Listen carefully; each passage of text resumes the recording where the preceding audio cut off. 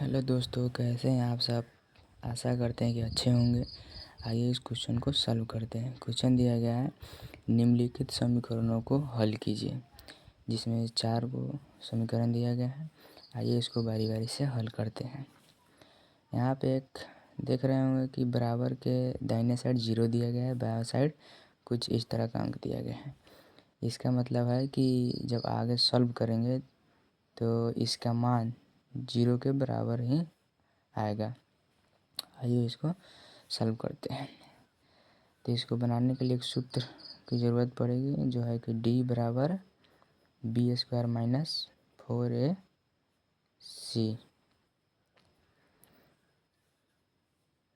d बराबर 4ac आपका ये सूत्र हो गया।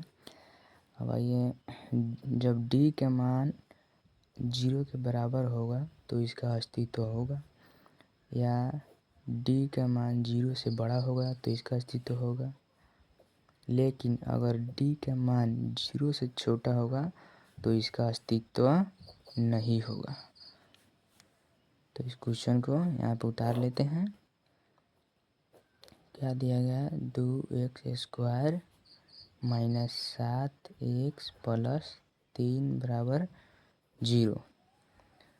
जब यहाँ पे आप सूत्र लिखे हैं d बराबर b² माइनस 4ac, तो आप इसको मान लीजिए a, इसको मान लीजिए b, इसको मान लीजिए c।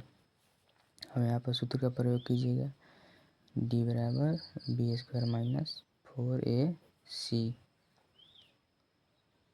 b का मान कितना दिया गया है, -7 है। -7 के स्क्वायर करेंगे। स्क्वायर इसलिए किए हैं क्योंकि यहाँ पे स्क्वायर दिया गया है, यहाँ पे माइनस है, माइनस देंगे। 4 लिखा गया है, 4 लिखेंगे, यहाँ पे नहीं कुछ है तो गुना का चिन्ह होगा।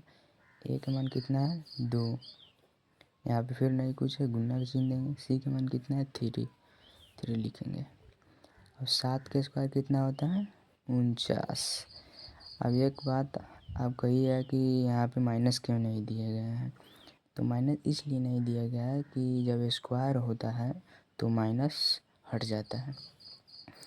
अब उसके बाद यहाँ पे माइनस है, यहाँ पे प्लस है, यहाँ पे प्लस है, तो माइनस प्लस में गुना होगा तो कितना होगा, माइनस। और इस तीनों को गुना कीजिए, 3 दूना 6 और 6 चौका 24। तो 49 में 24 घटाइएगा तो कितना आएगा, 25। डी का मान कितना आ गया, 25 हो गया। तो डी का मान 0 से क्या है, बड़ा है। तो लिखिएगा, चूँकि डी का मान 0 से बड़ा है, इसलिए इसका अस्तित्व होगा।